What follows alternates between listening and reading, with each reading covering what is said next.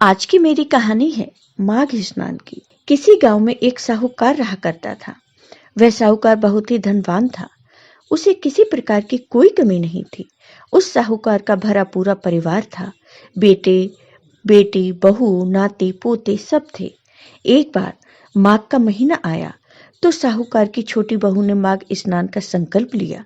स्नान करने के बाद बहू ने अपनी सास से कहानी सुनने को कहा।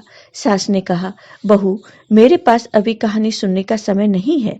मुझे पूजा करनी है और बच्चों को बाहर खिलाने ले जाना है। तुम किसी और को अपनी कहानी सुना दो। फिर छोटी बहू अपनी बड़ी जेठानी के पास गई और कहानी सुनने को कहा। तब जेठानी ने कहा कि छोटी, मेरे पास अभी कहानी सुनने का समय नहीं है। मुझे खाना बनाना है, बर्तन साफ करने हैं। तुम ये कहानी किसी और को सुना दो। फिर छोटी बहू अपनी दूसरी जेठानी के पास गई। उनसे कहा, दीदी, मेरी कहानी सुन लो। लेकिन उसने भी कहानी सुनने से मना कर दिया और कहा, मुझे बच्चों को अभी दूध पिलाना है। फिर छोटी बहू अपनी ननद के पास गई और ननद से कहा कि दीदी, मेरी कहानी सुन लो। तब ननद ने कहा कि मेरी ससुराल से बुलावा आया है, मुझे तैयारी करनी है। अभी मैं आपकी कहानी नहीं सुन सकती। आप अपनी कहानी किसी और को सुना दो। छोटी बहू बहुत परेशान होती है कि कोई कहानी सुनने वाला नहीं है। मैं किसको कहानी सुनाऊं? तभी वहां से राजा गुजरते हैं। छोटी बहू ने कहा, क्यों न मैं राजा को कहानी सुनाऊं। फिर छोटी बहू राजा के पास गई और राजा से कहा, महाराज, मेरे माघ के स्नान की कहानी सुन लो। तब राजा ने कहा, मुझे पूरा राज्य घूमना है, कहानी सुनने का मेरे पास समय नहीं है। छोटी बहू निराश हो जाती है। तभी छोटी बहू की पड़ोसन वहां आती है और कहती है, क्या बात है, तुम इतनी उदास क्यों हो?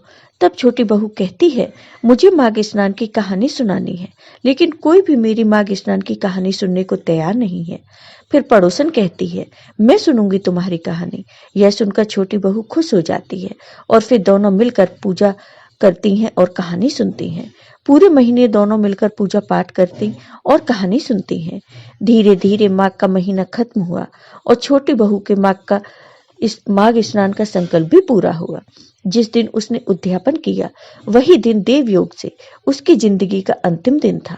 भगवान ने उसे लाने के लिए स्वर्ग से विमान भेजा। छोटी बहू की सास विमान को देखकर भागकर उसके पास आ गई और कहा, मुझे भी तुम्हारे साथ जाना है। तब बहू ने अपनी सास से कहा, आपको तो पूजा करनी है और गांव में बच्चे खिलाने हैं, आप मेरे साथ कैसे आ सकती हैं? फिर बड़ी जेठानी आती है तो छोटी बहू कहती है, आपको तो खाना बनाना है, आप कैसे आ सकती हैं? फिर छोटी जेठानी आती है तो बहू कहती है, आपको तो बच्चे संभालने हैं, आप नहीं आ सकती मेरे साथ।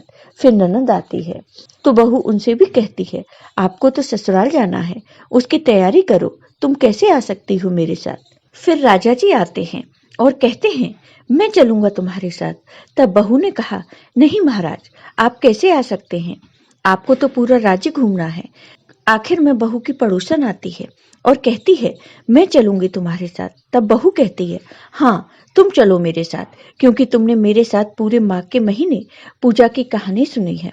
छोटी बहू और पड़ोसन विमान में बैठकर जाने लगी। तभी छोटी बहू को घमंड आने लगा। वह सोचती है कि मैंने माघ के पूरे महीने स्नान किया और कहानी कही, तभी मुझे स्वर्ग मिला।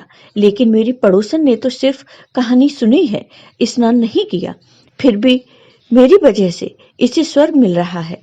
बहू यह सोच ही रही थी कि अचानक भगवान ने उसे विमान से नीचे फेंक दिया। तब बहू ने भगवान से पूछा, भगवान, आपने ऐसा क्यों किया? मुझसे क्या भूल हो गई? तब भगवान ने कहा, तुम्हें अभिमान आ गया था, इसलिए अब तुम मृत्यु लोक में ही रहोगी। अब तुम माघ आने पर 3 साल तक माघ स्नान करोगी और कहानी सुनाओगी, तभी तुम्हें स्वर्ग की प्राप्ति होगी। भगवान जी पड़ोसन को स्वर्ग ले गए, क्योंकि पड़ोसन ने बिना किसी स्वार्थ की कहानी सुनी थी। अब छोटी बहू को बहुत पछतावा हुआ। उसने फिर से माघ महीना आने पर माघ स्नान किया और कहानी कही। लगातार 3 साल तक छोटी बहू ने यह किया। तीसरी साल पूरा होने पर 3 साल पूरे होने पर फिर से विमान आया और छोटी बहू को स्वर्ग ले गया। जय हो माघ देवता की। आपको ये वीडियो पसंद आया हो तो लाइक कीजिए, शेयर कीजिए और मेरे चैनल को सब्सक्राइब कीजिए। साथ ही बेल आइकॉन पर क्लिक जरूर कीजिए, जिससे हमारे वीडियो के नोटिफिकेशन आपको मिलते रहें। धन्यवाद दोस्तों।